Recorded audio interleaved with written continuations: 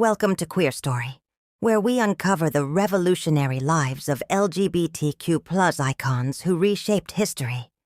Today we celebrate Sylvester, the gender-defying, unapologetically queer queen of disco, whose music and presence shook up the 1970s and left a lasting impact on music, fashion, and queer liberation.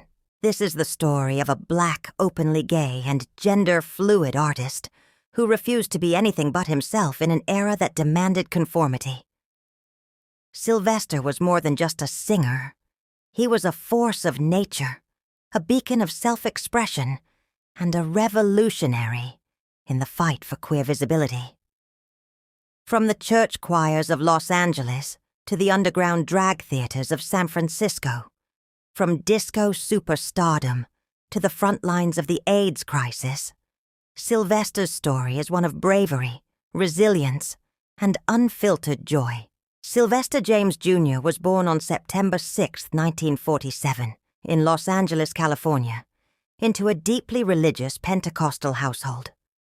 His early years were shaped by the strict moral codes of the church, but it was also within these spaces that he discovered his first love: music. His grandmother, Julia Morgan, was a powerful presence in his life and encouraged his vocal talents. Gospel music became his first artistic outlet, and he sang with passion, often moving congregations with his natural gift.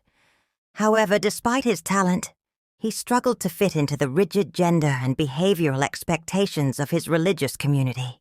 Even as a child, Sylvester was different. He rejected masculinity, preferring dresses, high heels, and his grandmother's pearls. While some members of his family dismissed this as a phase, others reacted with outright hostility. He faced bullying, both at home and in the church, for his effeminate nature. By the time he was a teenager, the tension with his family had become unbearable. At just 15 years old, Sylvester left home, finding solace in the underground queer communities of Los Angeles. Here he met drag queens, trans women, and other gender non-conforming individuals who encouraged him to embrace his identity. This period in his life would serve as the foundation for his artistry. Though he was estranged from his biological family, he found a chosen family, a theme that would become central to his music and activism. In the late 1960s, Sylvester moved to San Francisco, the epicenter of the countercultural revolution.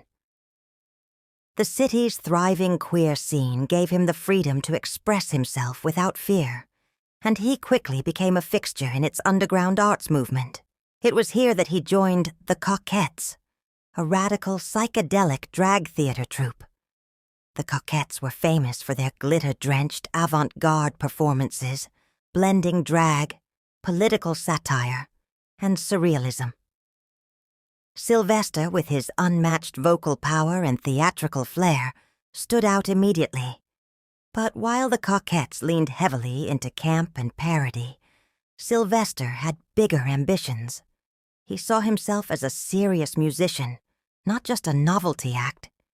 His influences, gospel greats like Mahalia Jackson and jazz icons like Billie Holiday, set him apart from the troupe's deliberately chaotic aesthetic. By 1972, Sylvester left the Coquettes to pursue his solo career. Determined to be taken seriously, he formed the Hot Band, blending blues, rock, and soul with his signature falsetto. Though his early albums didn't gain much traction, he refused to be discouraged. It wasn't until he fully embraced disco that Sylvester found his true calling. By the mid-1970s, disco was exploding, and Sylvester was perfectly positioned to become its next big star. His dynamic stage presence, gender-fluid fashion, and soaring vocals made him a natural fit for the genre. In 1977, he signed with Fantasy Records, and in 1978, he released the album Step 2, featuring two of his biggest hits, Dance, Disco Heat, a high-energy club anthem that climbed the charts, earning him mainstream attention. You Make Me Feel, Mighty Real, a revolutionary song that blurred the lines between gospel, dance, and queer liberation, You Make Me Feel Mighty Real, became more than just a hit. It was a movement. The song's euphoric energy and Sylvester's powerful falsetto made it a staple of disco culture and queer nightlife. But beyond the dance floor, the song resonated as an anthem of self-acceptance and liberation, particularly for LGBTQ+ people who found themselves marginalized by mainstream society. Sylvester's flamboyance and refusal to hide his queerness made him a trailblazer. In an era where many gay artists were pressured to tone down their identity, Sylvester did the opposite. He amped it up. He wore gowns, sequins, elaborate wigs, and dramatic makeup, proudly embracing an androgynous aesthetic long before it was widely accepted. He was disco royalty, standing alongside icons like Donna Summer and Gloria Gaynor, but he was doing it on his own terms. As the disco era faded in the early 80s, Sylvester continued making music but shifted his focus toward activism.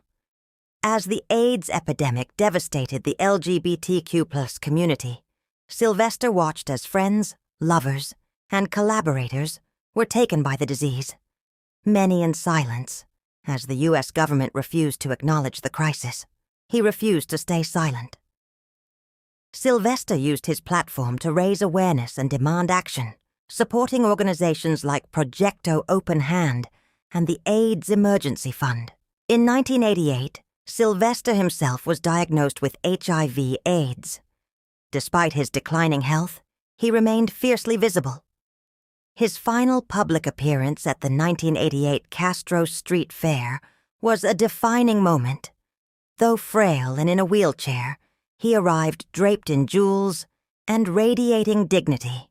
Before his passing on December 16, 1988, Sylvester made sure that his royalties would go directly to AIDS charities, ensuring his legacy would support the queer community, even after his death. Sylvester's influence transcends disco. He was one of the first mainstream artists to live as an openly Black, queer, and gender-fluid performer, without apology. His courage paved the way for artists like RuPaul, who cites Sylvester as a major inspiration, Frank Ocean, and Lil Nas X, who embrace queer themes in their music, Beyoncé, who honored Sylvester on Renaissance, her ballroom-inspired album, You Make Me Feel Mighty Real, remains an essential queer anthem, played at pride festivals, voguing balls, and dance floors worldwide. His fearless gender expression made him a blueprint for future LGBTQ+ artists. Sylvester didn't just make music. He made a statement. He didn't just make us dance. He made us feel mighty real. That's all for this episode of QueerStory. If you enjoyed learning about Sylvester, make sure to like, subscribe, and follow. For more untold stories of queer icons, let us know in the comments which LGBTQ+ figure you'd like to see next. And remember, live out loud, love unapologetically, and never dim your light. I'ma do what I want, when I want, how I want.